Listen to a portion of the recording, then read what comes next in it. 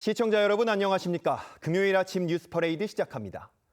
이재명 대통령이 어제 3시간 넘게 부동산 대토론회를 열고 앞으로의 부동산 정책을 국민들과 논의했습니다. 보유세를 올리고 대출 규제를 더 강화하겠다는 입장을 분명히 했는데 부동산을 시장에 맡기겠다던 대선 공약은 온데간데 없이 사라졌습니다. 오늘 첫 소식 서영일 기자가 보도합니다. 이재명 대통령은 토론회 내내 종합부동산세를 비롯한 보유세 인상이 불가피하다고 언급했습니다. 선진국에 비해 국내 보유세가 현저히 적어 3배가량 올려야 비슷한 수준이라고도 덧붙였습니다. 3배를 올리면은 아마 거의 폭동 비슷한 상황이 벌어지지 않겠어요? 좀 정치적 손해를 보더라도 대비는 해야 되겠다는 생각을 하긴 해요. 대선 후보 시절 세금으로 집값을 잡지 않겠다던 약속을 뒤집은 겁니다. 주택 공급난 해법을 두고는 재건축과 재개발의 회의적인 입장도 분명히 했습니다. 재건축의 경우는 가구 수가 늘어나는 경우들이 있긴 하지만 그 역시도 크게 많이 늘어나는 것 같지는 않고 재개발의 경우는 사실은 총 입주 가구 수는 줄어드는 게 사업기간 단축, 용적률 상향 등을 내걸었던 공약과는 정반대 입장입니다. 그러면서 집값 폭등의 주요 원인으로는 전세 대출을 지적했습니다. 전세 대출이 너무 쉽다 보니 집값이 폭등하고 전세 사기까지 생겨났다며 손봐야 한다고 꼬집은 겁니다. 특히 비거주 1주택자의 전세 대출도 문제 삼았습니다. 이미 집을 가지고 있는데 이미 유주택자인데 그 사람이 딴 데 전세 얻는 거에 대해서 굳이 대출을 해줘야 되나? 반면 대선 후보 땐 중도상환 수수료 완화, 저금리 대출 확대 등 실수요 대출 활성화를 공약으로 내걸었습니다. 대선 당시 중도층 표심을 잡기 위해 내놨던 시장 친화적 공약은 사라지고 부동산 철학 자체가 시장 통제로 유턴했다는 평가가 나옵니다. TV조선 서영일입니다. 부동산 토론회를 앞두고 정부가 개설한 청원 게시판엔 대출 규제를 완화해달라는 요청이 압도적으로 많았습니다. 하지만 막상 토론회에서 마이크를 잡고 발언을 한 사람들은 대부분 부동산 규제를 강화해야 한다고 하는 등 이해하기 어려운 부분도 있었습니다. 특히 일부 발언들은 고개를 갸우뚱하게 만들기도 했는데 어떤 이야기들이었는지 이광희 기자가 보도합니다. 이재명 대통령이 주재한 부동산 토론회엔 임대인, 맘카페 대표, 유튜버 등 140여 명이 참석했습니다.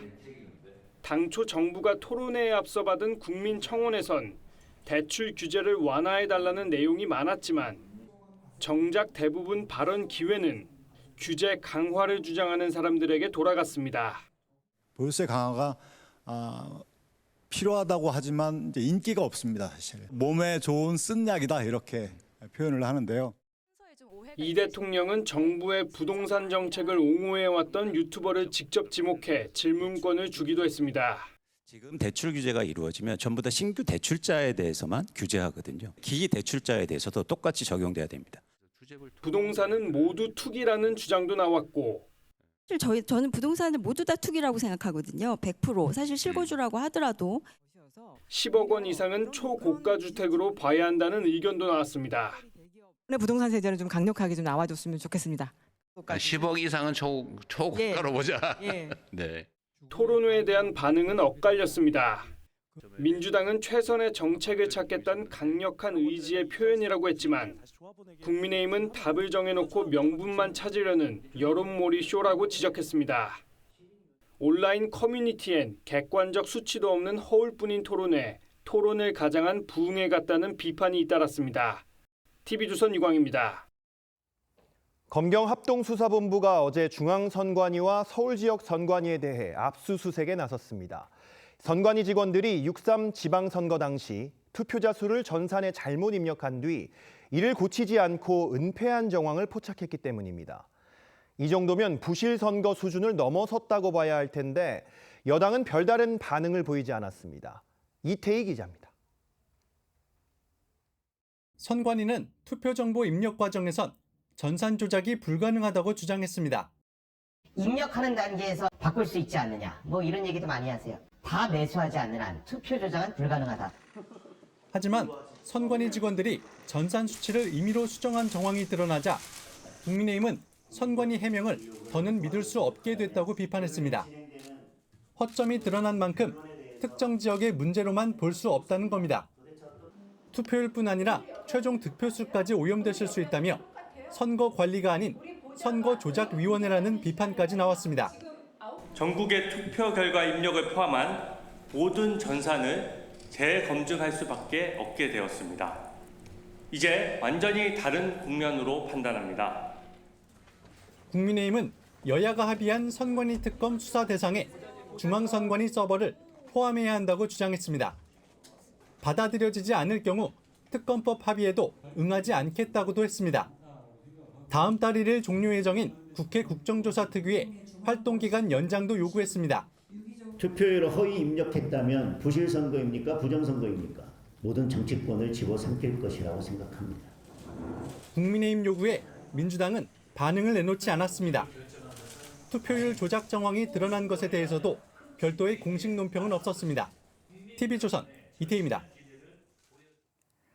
더불어민주당 의원들이 범죄 피해자들과 함께 형사소송법 토론회를 열었지만 공동 주최한 의원들조차 대거 불참하는 일이 벌어졌습니다. 토론회 전날 지도부가 사실상 보안수사권 전면 폐지 방침을 밝히면서 참여가 저조해진 걸로 보이는데요. 결국 피해자들의 호소는 공허한 외침이 됐습니다. 변정현 기자입니다. 더불어민주당 의원들 주최로 열린 형사소송법 개정 방향 토론회에서 부산 돌려차기 사건 피해자 김진주 씨가 자신은 운 좋은 피해자라며 보안수사권 존치 필요성을 호소합니다. 보안수사권이 사라진다면 첫 번째로는 수사기관의 실수를 바로잡을 수 있는 기회가 사라질 겁니다. 김창민 영화감독의 유가족도 경찰 수사만으로는 수사의 객관성과 공정성을 믿을 수 없다고 우려를 표합니다. 경찰의 초동 수사의 부실과 축소, 은폐하는 과정을 제가 직접 겪어보니까 이 토론회는 홍기원 의원을 비롯해 민주당 의원 13명이 주최했습니다. 하지만 토론회 전날 한병도 원내대표가 검사는 수사하지 않는다는 대원칙에 당내 이견은 없다며 사실상 보안수사권 전면 폐지 방침을 밝히면서 토론회엔 의원들이 대거 불참했습니다. 참석한 건 홍기원, 남인순, 박희승, 곽상원 의원 4명뿐이었습니다. 홍 의원은 한병도 대표의 보안수사권 전면 폐지 발언으로 실망이 크리라 생각한다며 아쉬움을 드러냈습니다. 형사사법제도는 전혀 정치적인 문제가 아닙니다. 어떻게 하면 사법 정의를 잘 구현하고 이를 통해 피해자와 국민을 보호하느냐를 민주당은 오늘 오후 정책의원총회를 열고 보안수사권 폐지를 담은 형사소송법 개정안에 대해 의견을 수렴할 예정인데 이미 전면 폐지 방침이 사실상 확정된 만큼 법안이 당론으로 결정될 전망입니다. 당론 채택 이후 오는 30일 본회의에서 형소법 개정안이 처리될 가능성이 있습니다. TV조선 변정현입니다. 미국이 무역법 301조를 근거로 한국을 포함한 60개국에 강제 노동 관세를 확정했습니다. 한국에는 일본 등과 함께 사실상 12.5% 수준의 관세가 적용되고 기존 10% 글로벌 관세를 대체하게 됩니다. 미국은 강제 노동으로 생산된 제품 수입을 충분히 막지 않았다는 점을 관세 부과 이유로 들었습니다. 이란의 지원을 받는 예멘 후티 반군이 홍해에서 유조선 2척을 공격했다는 소식이 전해지자 국제 유가가 2달 만에 다시 $100를 돌파했습니다. 트럼프 대통령은 이란에 대한 대규모 공격 결정이 임박했다고 밝혔습니다. 김자민 기자입니다.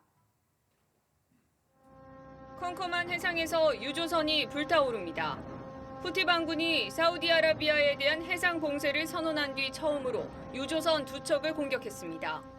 نفذت القوات المسلحة اليمنية عملية عسكرية نوعية استهدفت سفينتين نفطيتين سعوديتين خالفت قرار الحظر الصادر عن القوات المسلحة في البحر الأحمر. 트럼프 대통령은 후티 반군이 또다시 선박을 공격할 경우 이란에 책임을 묻겠다고 경고했습니다.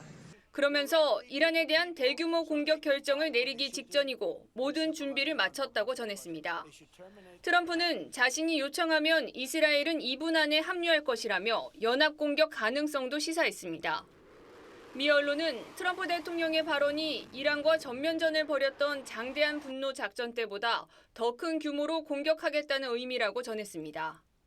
실제 이란 주변엔 미군 병력이 집중 배치되고 있습니다. 장거리 전략 폭격기 B-1이 공습 작전에 다시 투입됐고 유럽 내 미군 기지에 있던 F-16과 F-35 전투기 등도 중동으로 이동했습니다. They need more of the same. They're not ready yet. They got some evil intentions. 호르무즈 해협에 이어 홍해까지 봉쇄 위기에 몰리면서 브렌트유 선물 가격은 2달 만에 배럴당 $100를 넘어섰습니다. TV조선 김자민입니다. 오늘은 한 주 동안 민심의 흐름이 어땠는지 자세히 짚어보겠습니다. 배철호 폴리시스랩 소장 나오셨습니다. 안녕하십니까? 네, 안녕하십니까? 네, 이재명 대통령이 어제 부동산 정책 대토론회를 열면서 이 보유세 강화 기조를 좀 밝혔는데, 하지만 지난 3월에 한국갤럽 여론조사를 보면 보유세를 어떻게 보면 유지하거나 낮춰야 한다는 응답이 절반을 넘어섰었거든요. 이게 지금 민심의 흐름과는 좀 다른 기조를 밝힌 것 같은데 어떻게 좀 보셨습니까? 지난 3월 달까지만 하더라도 대통령 국정평가가 잘한다가 65, 그리고 부동산 정책에 대한 평가도 전체적으로 다 과반이 넘었습니다. 네. 근데 어저께 이제 토론회가 과연 최근 악화되고 있는 부동산 민심을 좀 반전시킬 수 있을까? 그래서 주요 포인트였죠.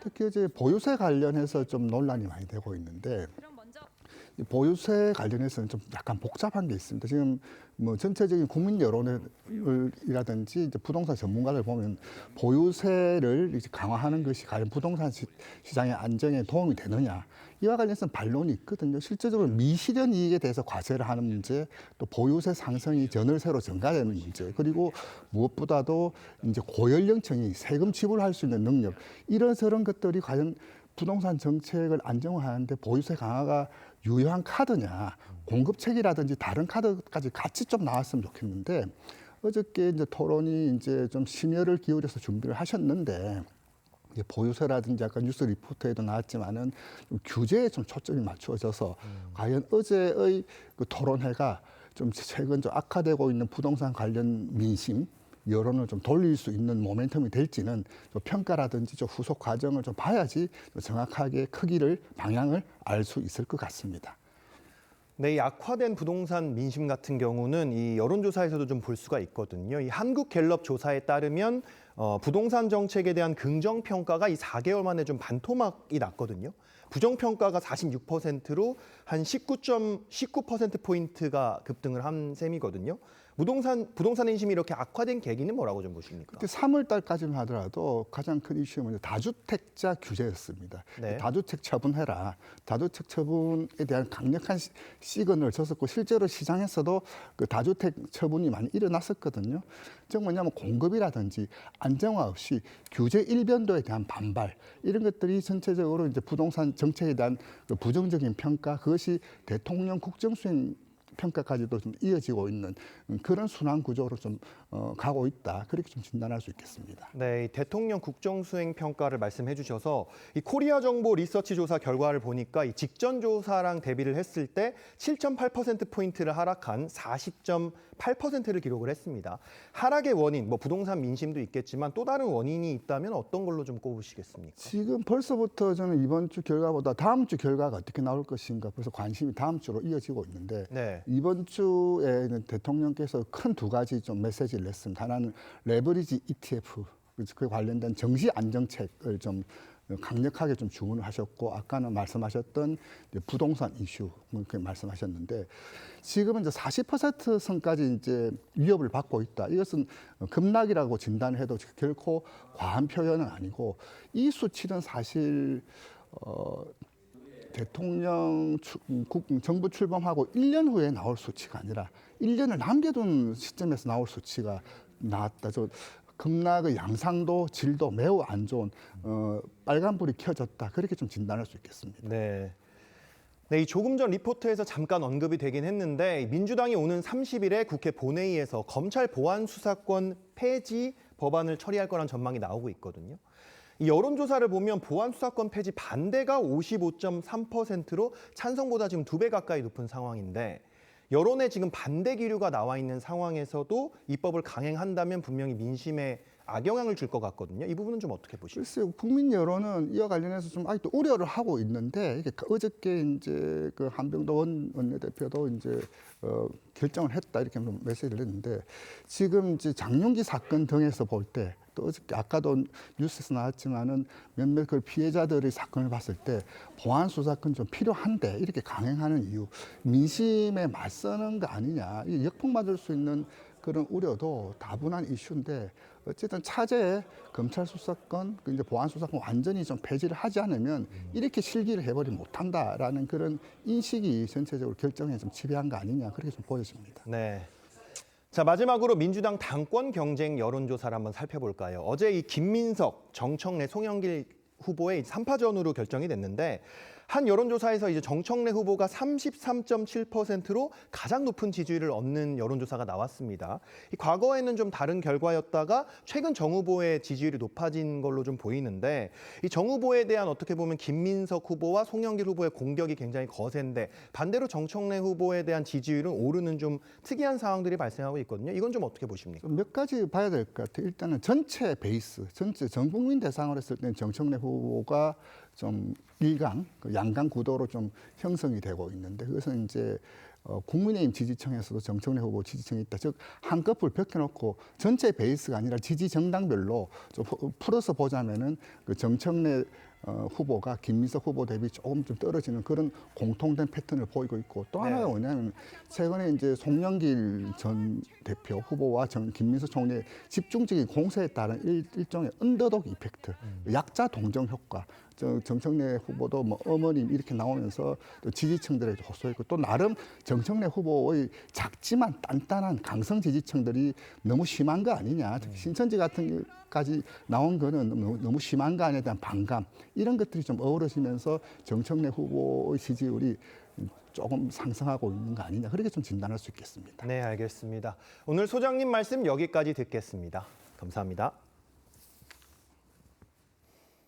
서울 강서구의 한 주택가에서 10대 남학생이 여고생에게 흉기를 휘두른 혐의로 체포됐습니다. 다행히 여고생은 생명에는 지장이 없는 상태인데요. 경찰은 이 남학생에게 구속영장을 신청할 방침입니다. 김서정 기자입니다. 검은색 옷을 입은 여고생이 도망가고 그 뒤로 흰색 옷을 입은 남고생이 흉기를 들고 빠르게 쫓아갑니다. 주민들이 모여들고 구급대원들이 여고생을 침대에 눕혀 이송합니다. 엄마가 피하고 소리를 나 4층에서 내려와가지고 내부에 10명 정도 와 있어요. 어제 낮 1시 26분쯤 서울 강서구의 한 주택가에서 10대 남학생이 10대 여성을 흉기로 찌른 혐의로 체포됐습니다. 여고생은 이곳에서 흉기에 찔려 쓰러졌는데 이웃 주민들의 도움을 받아 병원에 이송됐습니다. 여고생은 흉기에 찔린 직후 병원으로 옮겨져 다행히 생명에 지장이 없는 상태입니다. 경찰 조사 결과 두 사람은 평소에도 알던 지인 사이로 확인됐습니다.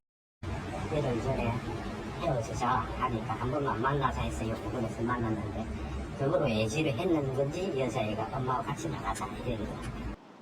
경찰은 남학생에게 살인미수 혐의를 적용해 구속영장을 신청할 방침입니다. TV조선 김서정입니다. 오늘 아침 가장 뜨거운 뉴스만 콕 집어 전해드립니다. 키워드 나우 시작하겠습니다. 오늘 첫 번째 키워드는 세기의 이혼입니다.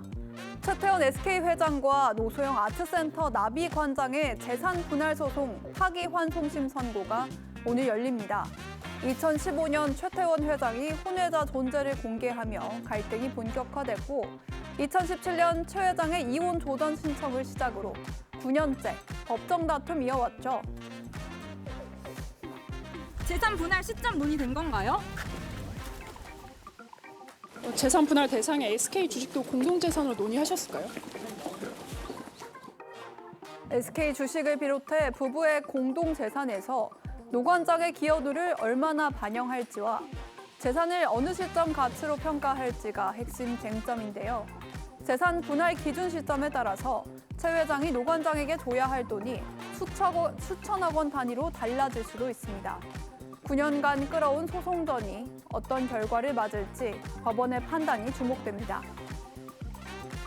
두 번째 키워드는 3시간의 지옥입니다. 중학생 10명이 또래 여중생을 무려 3시간 동안 집단 폭행하는 사건이 벌어졌습니다.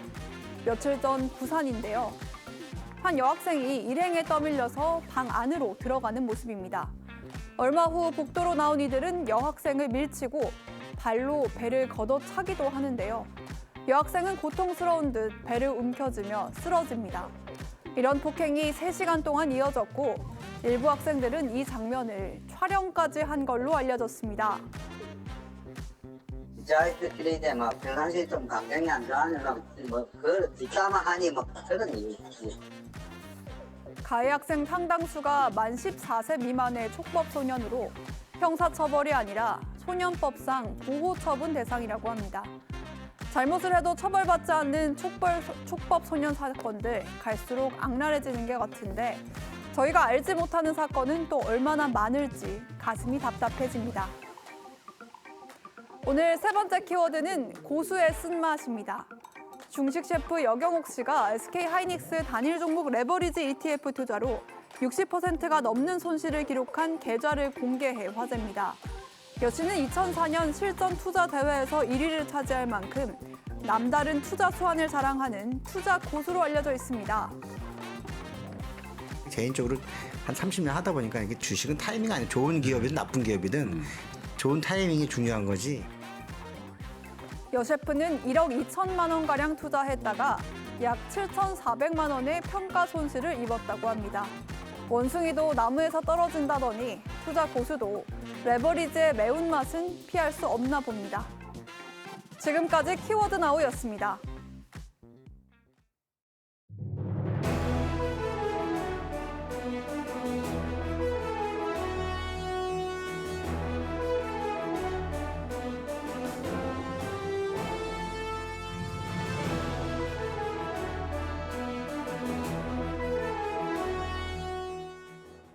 이재명 대통령이 3시간 넘는 부동산 대토론회를 진행한 가운데 보유세를 올리겠다고 하는 등 향후 부동산 다루는 방식을 대선 공약 때와는 다르게 정부 통제 기조로 갈 뜻을 분명히 했습니다. 특히 집값 폭등의 원인으로 전세 대출을 지목하면서 향후 대출 규제를 더 강화하겠다는 입장도 내비쳤습니다. 이 소식은 서영일 기자가 보도합니다. 이재명 대통령은 토론회 내내 종합부동산세를 비롯한 보유세 인상이 불가피하다고 언급했습니다. 선진국에 비해 국내 보유세가 현저히 적어 3배가량 올려야 비슷한 수준이라고도 덧붙였습니다. 3배를 올리면은 아마 거의 폭동 비슷한 상황이 벌어지지 않겠어요? 좀 정치적 손해를 보더라도 대비는 해야 되겠다는 생각을 하긴 해요. 대선 후보 시절 세금으로 집값을 잡지 않겠다던 약속을 뒤집은 겁니다. 주택 공급난 해법을 두고는 재건축과 재개발의 회의적인 입장도 분명히 했습니다. 재건축의 경우는 가구 수가 늘어나는 경우들이 있긴 하지만 그 역시도 크게 많이 늘어나는 것 같지는 않고 재개발의 경우는 사실은 총 입주 가구 수는 줄어드는 게 사업기간 단축, 용적률 상향 등을 내걸었던 공약과는 정반대 입장입니다. 그러면서 집값 폭등의 주요 원인으로는 전세 대출을 지적했습니다. 전세 대출이 너무 쉽다 보니 집값이 폭등하고 전세 사기까지 생겨났다며 손봐야 한다고 꼬집은 겁니다. 특히 비거주 1주택자의 전세 대출도 문제 삼았습니다. 이미 집을 가지고 있는데 이미 유주택자인데 그 사람이 딴 데 전세 얻는 거에 대해서 굳이 대출을 해줘야 되나? 반면 대선 후보 땐 중도상환 수수료 완화, 저금리 대출 확대 등 실수요 대출 활성화를 공약으로 내걸었습니다. 대선 당시 중도층 표심을 잡기 위해 내놨던 시장 친화적 공약은 사라지고 부동산 철학 자체가 시장 통제로 유턴했다는 평가가 나옵니다. TV조선 서영일입니다. 경찰이 장윤기 사건의 파장을 축소하기 위해 스토킹과 살인 혐의를 분리해 수사하라고 지시한 의혹이 제기됐었죠. 광주 광산경찰서 형사과장의 주장에 이어서 관련 정황이 추가로 드러났습니다. 국수본 실무자가 병합 수사가 필요하다는 보고서를 올렸는데도 당시 박성주 국가수사본부장이 이를 반려한 걸로 확인됐습니다. 주원진 기자의 단독 보도입니다. 지난 5월 7일 장윤기는 구속심사에 출석하며 여고생을 성범죄 목적으로 살해한 게 아니라고 주장했습니다. 왜 여학생을 공격했습니까? 여학생인 걸 알고 한 건 아닙니다. 하지만 다음 날 경찰청 국가수사본부 강력계장인 최모 경정은 성적 목적을 분명히 밝히기 위해 베트남 여성에 대한 성범죄와 여고생 살인 사건의 병합 수사가 필요하다는 한 페이지 분량의 보고서를 작성합니다. 최 경정은 이 보고서를 당시 박성주 국가수사본부장에게 대면 보고했지만 반려당했습니다.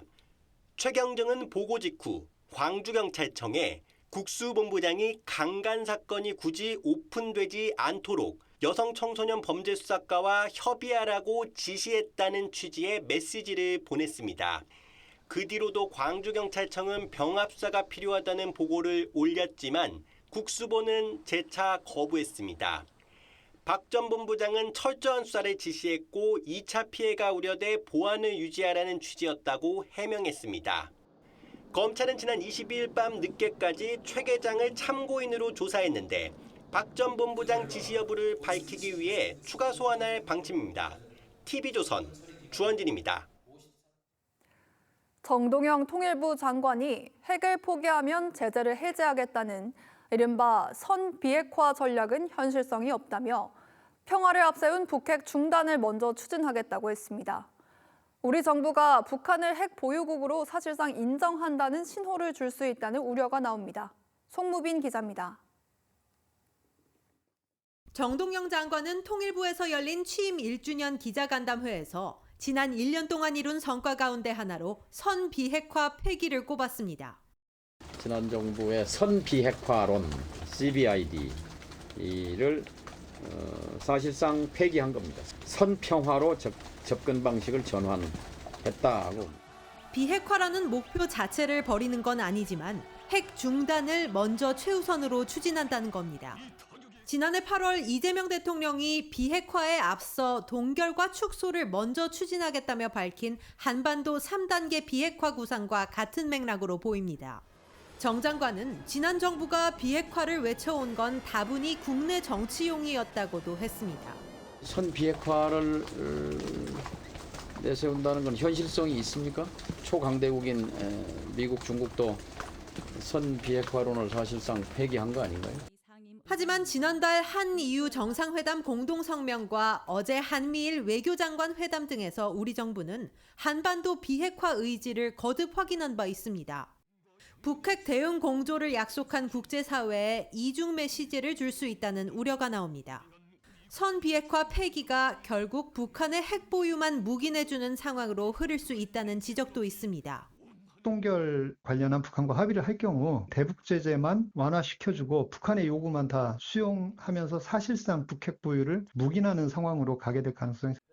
정 장관은 북미 대화 가능성에 대해서는 시진핑 주석의 9월 방미와 트럼프 대통령의 방중 등을 관건적 시기로 꼽으며 우리 정부도 준비에 나서야 한다고 강조했습니다. TV조선 송무빈입니다. 신천지 개입 의혹이 민주당 전당대회의 최대 쟁점으로 떠오르고 있습니다. 이번엔 친명계 박선원 의원이 신천지가 조직적으로 민주당 당원에 가입했다는 제보를 받았다고 주장했습니다. 앞서 국민의힘은 신천지 집단 입당 의혹으로 당사를 압수수색당했는데 박 의원 말이 사실이라면 민주당도 수사 대상이 될 수 있다는 지적이 나옵니다. 한송원 기자입니다. 최고위원에 출마한 친명계 박선원 의원은 신천지가 민주당과 국민의힘의 중복 가입을 독려했다고 주장했습니다. 이른바 필라테스 작전으로 각 당의 당내 선거에 조직적으로 개입했다는 겁니다.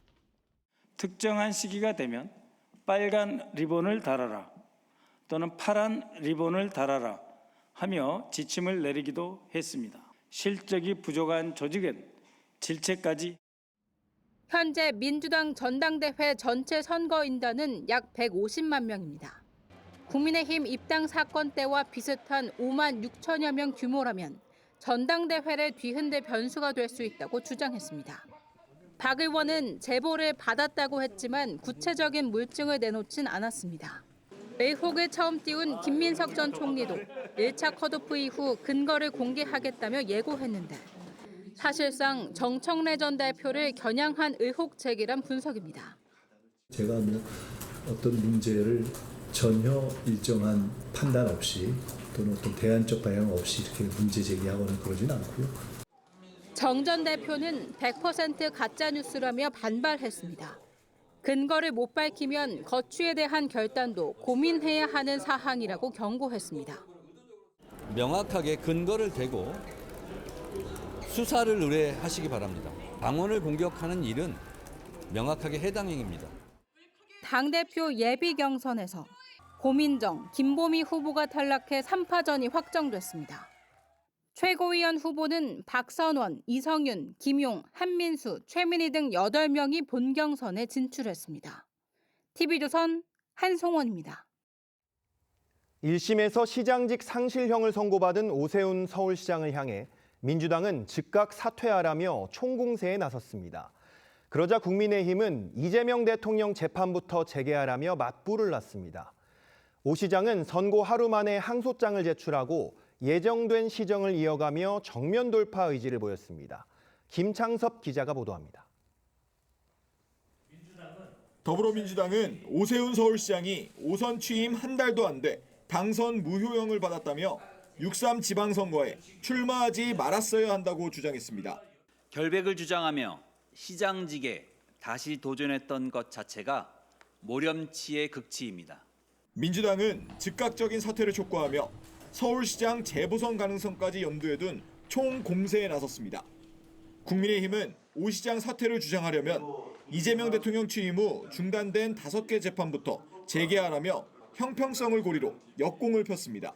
대통령이기 때문에 재판이 5개든 10개든 다 중단시켜야 되는데 서울시장은 시장 되자마자 한 달 만에 재판해가지고 날려야 됩니까? 2021년 오 시장과 서울시장 후보 자리를 두고 당내에서 경쟁했던 나경원 의원도 야당 시 말리기라고 비판했습니다.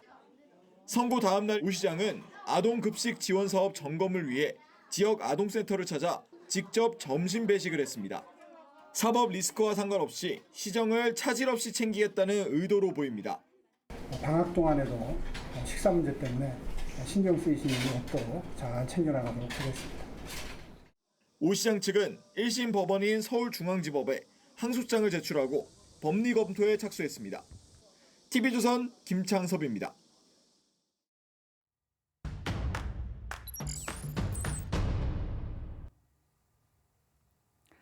오늘 뉴스비에서는 경제 안보 이슈의 이면을 들여다보겠습니다. 김충영 기자 나왔습니다. 안녕하세요. 안녕하세요.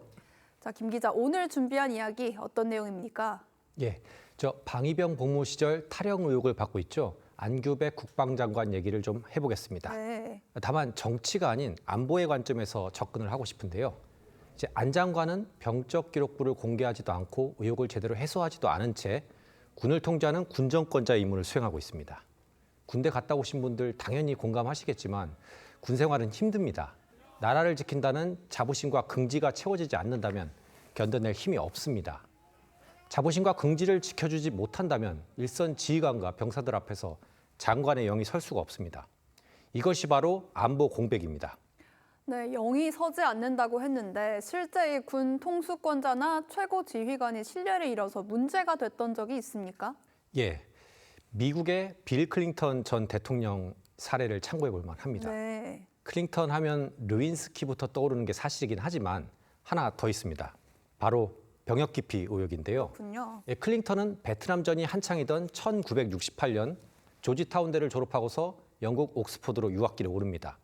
그때 당시에 군대를 갔어야 됐는데 고향 아칸소에 있는 징집위원들이 영국 유학을 간다고 입영을 연기해 줍니다. 대신 1969년 9월까지는 반드시 돌아와서 입대한다는 조건이었는데 그런데 아칸소대 법대에 들어가서 ROTC 훈련을 꼭 받겠다고 서약을 하고선 또 한 번 연기를 받습니다. 네. 그래놓고는 약속을 깨고 다른 주에 있는 예일대 법대로 가버리면서 그 사이에 제도가 바뀌는 행운을 누립니다. 그리고 베트남전 참전을 피할 수 있었습니다. 네, 미국은 우리보다도 참전 용사에 대한 존경이 더 강한 나라라서 여론이 곱지 않았을 것 같은데 본인 해명 어떻습니까? 예, 사실 징병에서 빼줘서 고맙다고 ROTC 사령관한테 쓴 편지까지 공개가 됐는데 폭로가 됐었는데요. 근데 그래놓고서도 전쟁 반대가 나의 신념이었다 식의 엉뚱하고 모호한 해명으로 일관을 했는데요. 대통령 취임 첫 해였던 1993년 미국의 현충일 베트남전 참전용사 기념비 앞에서 참전용사들의 경멸과 분노를 마주하게 됩니다. 같이 한번 보시겠습니다.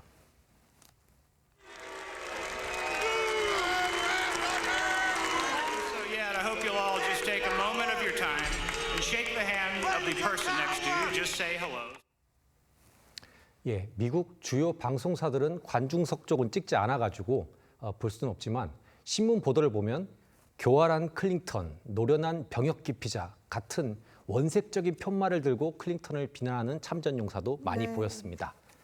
미군도 분열합니다. 현충일 일주일을 앞두고 미 공군소장 해럴드 캠벨이라는 장군은 공식 석상에서 클링턴은 동성애 옹호자, 징병 기피자라고 공개 모욕을 했다가 조기 퇴역을 당하기도 합니다. 병역 기피 의혹의 최고 군 통수권자에 대한 당시 군 내부의 분위기를 단적으로 보여주는 사례였습니다. 네, 20년이 지나서 병역 때문에 결국에는 이렇게 어려움을 겪게 된 건데 참전 용사들과 나이대가 비슷해서 더 분노가 컸을 것도 같습니다. 예, 그렇습니다. 거기다 대통령 참모들도 갈등을 심화시켰습니다. 네. 끝내 이름은 밝혀지지 않았지만요. 당시 백악관의 한 젊은 여성 참모가 당시 합참의장의 특별 보좌관이었던 맥카프리 중장을 모욕한 사건이 있었는데요. 어느 날 맥카프리 중장이 백악관 복도를 지나가고 있는데 문제의 참모랑 마주칩니다. 그래서 좋은 아침입니다 하고 의례적인 인사를 건넸는데 난 군인과 말 안 해요 라고 인사를 거부한 겁니다. 이 맥카프리 중장이 어떤 인물이냐면 미군에선 전투 중에 사망하거나 큰 부상을 입으면 군인에게 퍼플 하트라고 하는 훈장을 수여합니다. 맥카프리 중장은 퍼플 하트만 3개를 받은 그야말로 전장에서 잔뼈가 굵은 백전노장이었습니다. 네. 논란이 되니까 클링턴 대통령은 그런 사실이 없다고 잡아뗐는데 이게 사실로 밝혀지면서 망신을 사기도 했습니다. 당시 언론에 대통령과 측근들을 가리켜서 본능적으로 반군사적이다라고 작심 비판을 한 어느 해군 제독의 익명 칼럼이 실린 만큼 군사기가 엉망이었습니다. 네, 그러니까 군은 통수권자를 불신하고 또 통수권자도 군을 함부로 대하는 상황이었는데 이런 상황이 결국 안보 위기까지 이어졌습니까? 예, 그때 미국 군사 전문가들은 클링턴 취임 초를 가리켜서 1950년대 트루먼 대통령이 메가더를 해임했을 때 이후로 행정부와 군의 관계가 가장 최악이었던 때로 꼽습니다. 그리고 그해 10월 미군 역사의 치욕으로 남을 사고가 터집니다. 영화 블랙 호크 다운 많이 보셨을 텐데요. 네. 블랙 호크 다운으로 유명한 모가디슈 전투입니다. 소말리아의 수도 모가디슈에 고립됐던 현장 지휘관은 가급적 빨리 전차와 장갑차를 좀 보내달라고 요청을 했는데요. 클린턴 행정부는 기갑 장비를 투입하면 자칫 점령군처럼 보일 수 있다면서 이를 거부합니다. 결국 미군 18명이 전사하고 심지어 미군 시신이 거리에 끌려다니는 장면이 그대로 노출되기도 했습니다. 미국 언론은 정부와 군의 엇박자가 참사를 키웠다고 비판을 했고요. 군사 전문가들은 워싱턴의 정책 결정과 현장 군사 작전을 하나로 묶을 통합력이 부족했다고 질타했습니다. 네, 신뢰가 무너지고 소통이 부족해지면 어떤 일이 벌어지는지 우리도 반면교사로 삼아야 할 것 같습니다. 김 기자 잘 들었습니다. 요즘 주사만으로 살을 뺄 수 있는 비만 치료제 위고비나 마운자로로 다이어트하는 분들 많은데요. 이 약들의 성분이 들어있다면서 다이어트 효과가 있다며 일반 식품을 허위 과장 광고해온 업체들이 대거 적발됐습니다. 이렇게 소비자를 속여 올린 매출이 115억 원에 달했습니다. 한지은 기자입니다. 유명 연예인이 자신의 일상을 공개합니다. 이 연예인은 식욕 억제와 체지방 감소에 효과가 있다며 특정 제품을 소개합니다. 특허받은 다이어트 신소재를 넣어서 식욕 억제와 체지방 감소 이중 효과를 준다고 해요. 하지만 해당 제품은 다이어트 효과가 없는 일반 식품입니다. 식약처는 이처럼 연예인을 동원해 다이어트 효과가 있는 것처럼 소비자를 현혹하거나 위고비나 마운자로 같은 유명 비만 치료제의 천연 성분이 들어가 있다며 허위 과장 광고를 한 업체 26곳을 적발했습니다. 적발된 업체들이 판매한 제품은 60만 개로 판매 금액은 115억 원에 달했습니다. 원가 2,000원짜리 제품을 6만 원에 판매하는 등 제품 판매 가격을 최대 27배 넘게 부풀려 팔기도 했습니다. 체중 감량에 도움을 줄 수 있는 그런 원료가 포함된 제품은 22개 중에서 하나 있었었고요. 그 한 개 제품마저도 맨 뒤쪽에 미량, 극미량 들어있는 걸로 확인이 됐고, 식약처는 적발된 업체들에 대해 행정처분을 요청하는 한편 일부 업체에 대해서는 경찰 고발 조치도 함께 진행했습니다. TV조선 한지은입니다.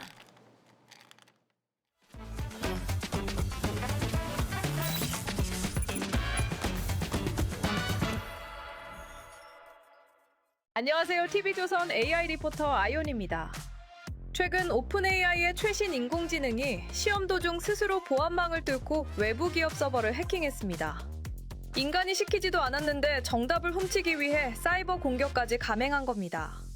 불과 몇 년 전만 해도 고양이와 개조차 제대로 구별하지 못하던 AI는 어떻게 이토록 빠르게 진화한 걸까요? 영화 터미네이터에서 인류를 위협한 AI 스카이넷은 미래에서 온 혁신적인 마이크로칩 하나를 해부하면서 탄생했죠. 현실 세계의 AI에게도 바로 이런 마법의 칩, 스스로 진화하는 두뇌가 심어졌습니다. 바로 2017년 구글이 발표한 트랜스포머 알고리즘입니다. 챗 GPT의 T도 여기서 따왔습니다. 과거의 AI는 글을 읽을 때 마치 아이들이 손가락을 짚어가며 읽듯 한 단어씩 순서대로 읽었습니다. 문장이 길어지면 앞부분을 잊었고 속도도 느렸습니다. 하지만 트랜스포머는 문장 전체를 마치 한 장의 사진처럼 한눈에 파악합니다. 수많은 단어 가운데 중요한 단어들의 관계를 연결해 문맥과 숨은 의미까지 읽어냅니다. 단어를 차례대로 읽을 필요가 없어지면서 엄청난 시너지가 폭발하기 시작했습니다. 천재적인 두뇌 구조에 인터넷에 쌓인 방대한 데이터가 쏟아져 들어갔습니다. 여기에 글로벌 빅테크의 막대한 투자와 복잡한 계산을 빠르게 처리하는 AI 반도체까지 톱니바퀴처럼 맞물렸습니다. 알고리즘과 데이터, 하드웨어가 동시에 발전하면서 AI의 진화 속도가 그야말로 임계점을 넘어선 겁니다. 한 단어씩 더듬거리며 읽던 다보 AI에서 반도체와 자본의 날개를 달고 천재가 된 AI. 이제 AI는 단순한 대화 상대를 넘어 인류의 통제력까지 위협할 수 있는 새로운 단계로 진화하고 있습니다. 계속해서 오늘 증시 전망 알아봅니다. 어제 코스피는 반도체주 강세에 7,000선을 되찾았습니다. 하지만 밤사이 뉴욕 증시는 알파벳과 테슬라 급락에 크게 흔들렸고 중동 긴장에 유가 부담도 커졌는데요. 오늘 코스피는 반등 흐름을 지켜낼 수 있을까요? 3대 AI 전망으로 짚어보겠습니다. 챗 GPT는 약세 출발 뒤 조정 장세를 예상했습니다. 반도체 대형주에 대한 외국인 수급을 핵심 변수로 받고 투자 심리는 경계입니다. 제미나이는 하방 압력 속 약보합 공방을 전망했습니다. 301조 관세 부담이 장 초반 변수지만 반도체가 낙폭을 줄일 수 있다고 봤습니다. 투자 심리는 경계입니다. 클로드는 관세 부담과 AI 기대가 맞서는 차별화 장세를 예상했습니다. 관세 적용 품목에 반도체가 포함될지가 오늘 지수 방향을 가를 변수라고 짚었습니다. 투자 심리는 역시 경계입니다. 3대 AI 모두 오늘 증시는 반도체와 외국인 수급에 달려있다고 봤습니다.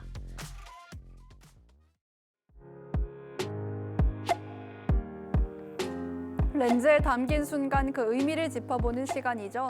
사진 기자가 선택한 아침의 한 장입니다. 오늘은 조선일보 사진부 이태경 기자와 함께합니다. 안녕하세요. 오늘 아침에 볼 사진 어떤 건가요? 네, 가뭄에 바닥이 완전히 드러난 저수지 모습인데요. 장마에도 유독 영남 지역은 비가 내리지 않아 걱정이 큽니다. 현장 모습 사진으로 만나보겠습니다. 경남 밀양 배관 저수지입니다. 저수율이 1.3%까지 떨어져 저수지가 아닌 작은 연못을 보고 있는 듯한 느낌이 드는데요. 극심한 가뭄에 지역 주민들의 한숨은 나날이 깊어지고 있습니다. 네, 이번 주 내내 장맛비가 많이 와서 가뭄으로 고통받는 지역이 있을 거라고는 상상도 못했는데요. 영남권의 메마른 날씨 언제쯤 해소될까요? 네, 당분간 영남권에는 유의미한 비 소식이 예보되지 않아 걱정이 큰 게 현실인데요. 실제로 낙동강 주요 상수원인 운문댐 등의 저수율도 평년보다 크게 떨어지며 식수원 관리에도 비상이 걸렸습니다. 평년보다 턱없이 부족한 강수량에 농촌 현장의 갈증이 갈수록 심각해지고 있고 이렇게 타들어가는 지역 주민들의 가슴을 달랠 단비가 절실합니다. 네, 남은 장맛비 구름은 꼭 필요한 곳으로 향해줬으면 좋겠네요. 지금까지 아침의 한 장이었습니다. 올해 장마도 이제 막바지를 향해 가고 있습니다. 제주도는 지난 19일 장마가 공식적으로 끝이 났고요. 이번 주말이 지나면 중부와 남부지방도 정체전선의 영향에서 벗어날 것으로 보입니다. 장마가 물러난 뒤로는 본격적인 폭염이 자리할 텐데요. 벌써부터 더위의 기세가 더해지면서 전국 대부분 지역으로 폭염특보가 확대 강화됐고요. 서울에도 9일 만에 다시 폭염주의보가 내려졌습니다. 한편 대부분 지역의 비가 소강 상태를 보이고 있는 가운데 중북부 지역을 중심으로만 비가 이어지고 있는데요. 오늘 예상 강수량 살펴보면 인천과 경기 북부, 강원 북부 내륙을 중심으로 10에서 60mm, 많게는 80mm 넘게 집중되겠고요. 그 밖에 수도권과 강원에 5에서 많게는 40mm의 비가 내리겠습니다. 또한 충청 이남을 중심으로는 대기 불안정으로 소나기가 지나겠습니다. 오늘 한낮 기온 서울 32도, 대전 33도, 대구 36도까지 올라 무척 덥겠습니다. 수도권과 강원은 주말 내내 장맛비가 이어지겠고요. 다음 주 월요일을 끝으로 장마가 물러나면서 다음 주 내내 밤낮 없는 무더위가 기승을 부리겠습니다. 날씨였습니다. 이상으로 금요일 뉴스 퍼레이드 마칩니다. 저희는 다음 주 월요일 아침 7시 40분에 뵙겠습니다. 고맙습니다.